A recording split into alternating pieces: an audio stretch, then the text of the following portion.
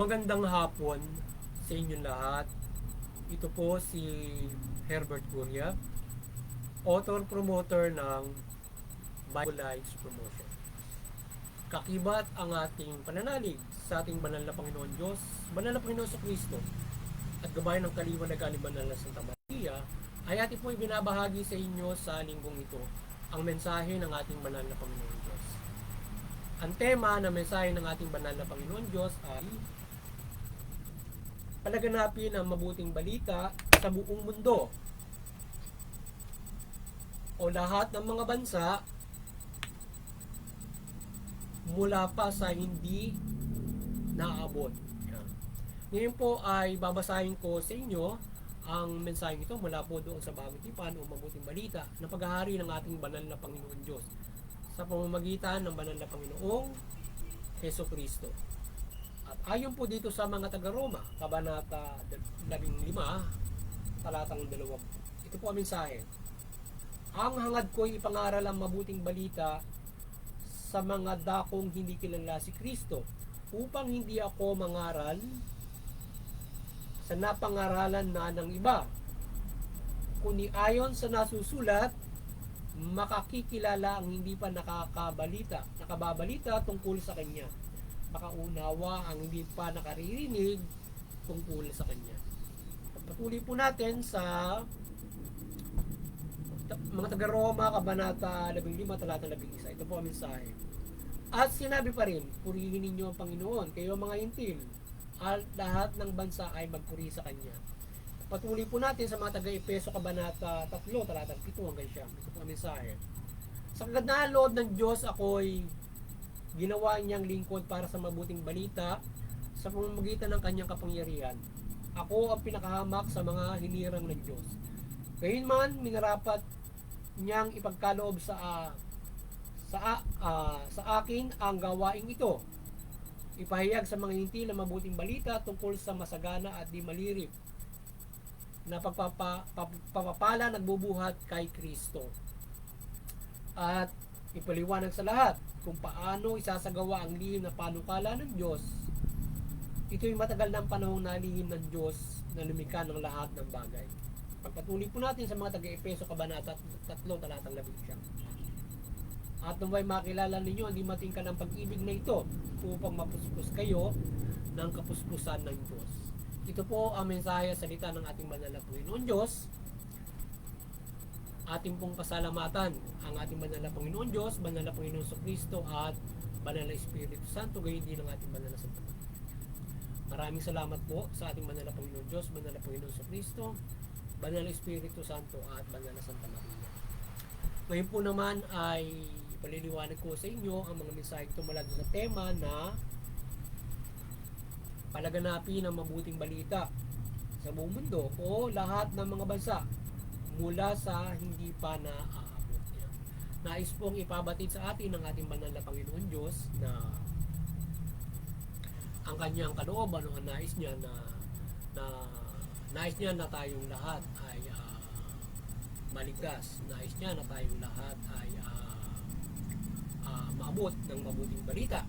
At kaya sa pagsugo niya sa banal na Panginoon sa Kristo, humirang ito ng mga apostol para palaganapin ang mabuting balita sa buong mundo mula doon sa mga apostol at pagtatayo nila ng simbahan.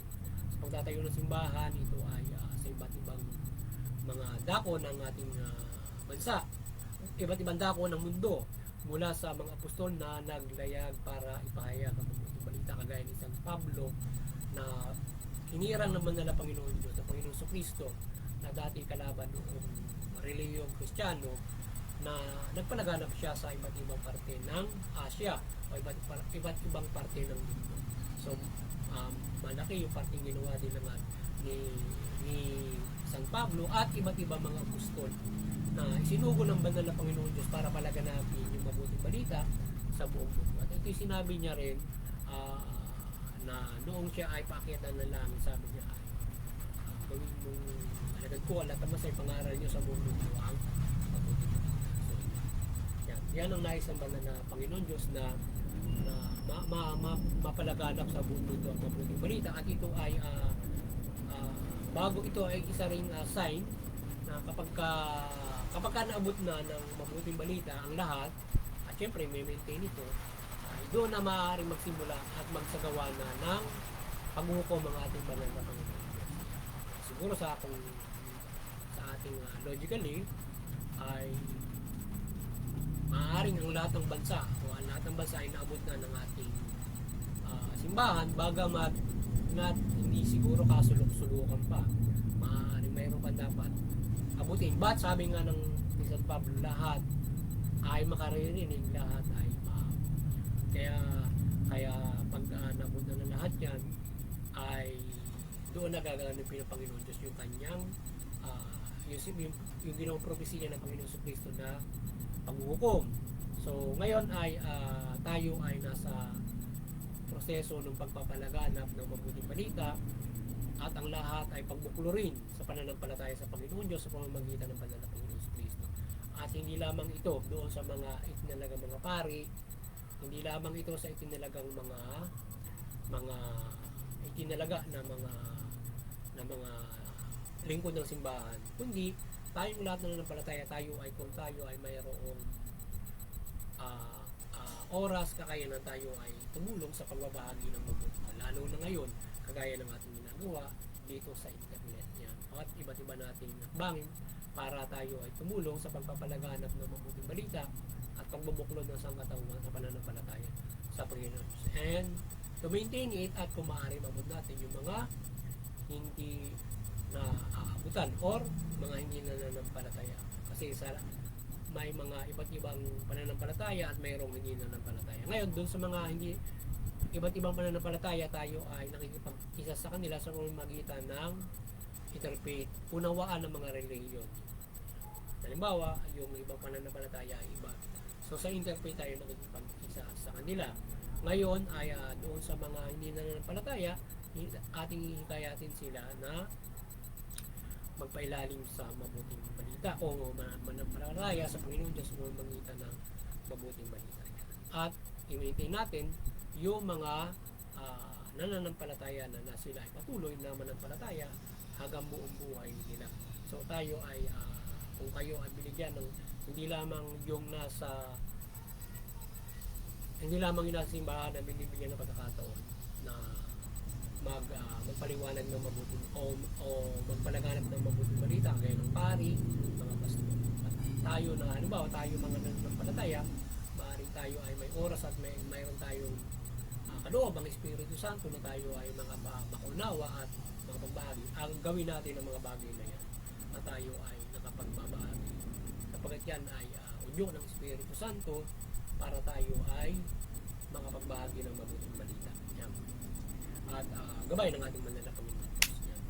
At may iba't iba tayong kakayanan o parte para sa simbahan, para sa mundong ito, kung paano tayo mamumuhay na kaisa ng ating simbahan para sa pagpapalaganap ng mabuting balita o paghahari ng ating banal na Panginoon Diyos. Yan. From the church guidance to everyone. Ipailalim sa Panginoon Diyos o paghahari ng Panginoon Diyos ang lahat o sa pamamahala ng Panginoon Diyos mula sa gabay ng ating simbahan.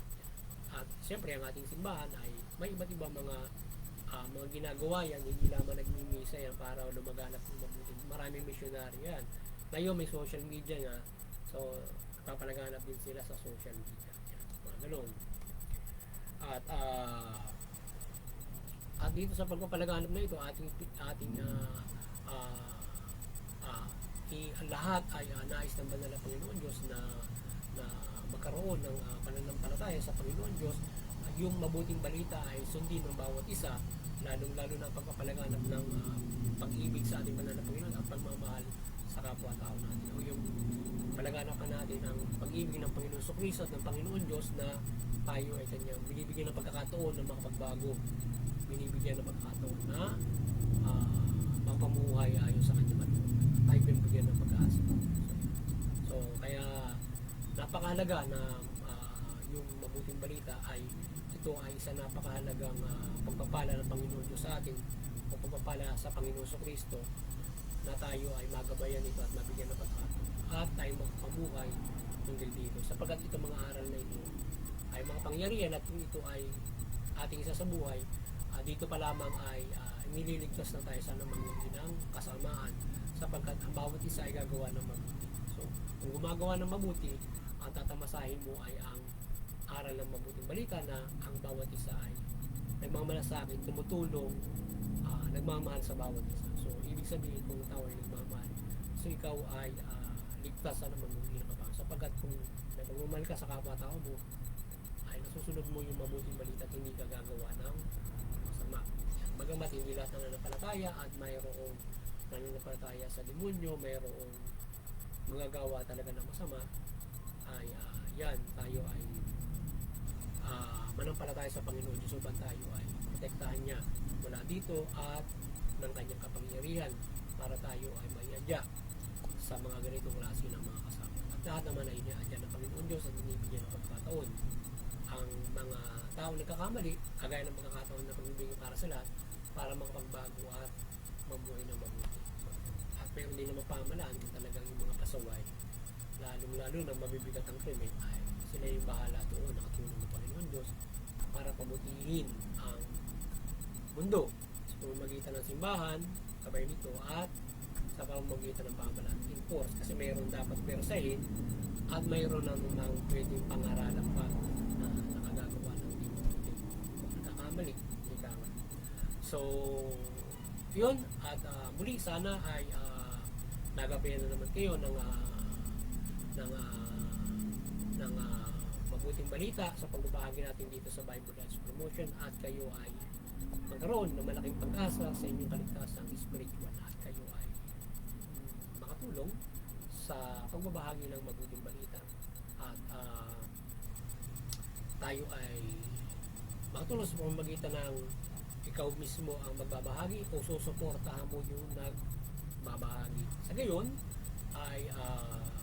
gayon ay lalaganap ang mabuting balita. Yan. At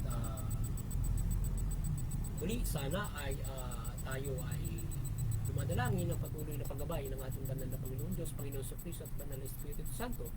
Ngayon din ang kaliwanagan ng Banal na Santa Maria, nagabayan tayo ng kanyang pagmimala, kaliwanagan sa ating pagbabahagi ng mabuting balita, at ang lahat ay ating maikayat sa pananampalataya sa Panginoon Diyos, mula Panginoon Jesucristo at mabuting balita. Yan.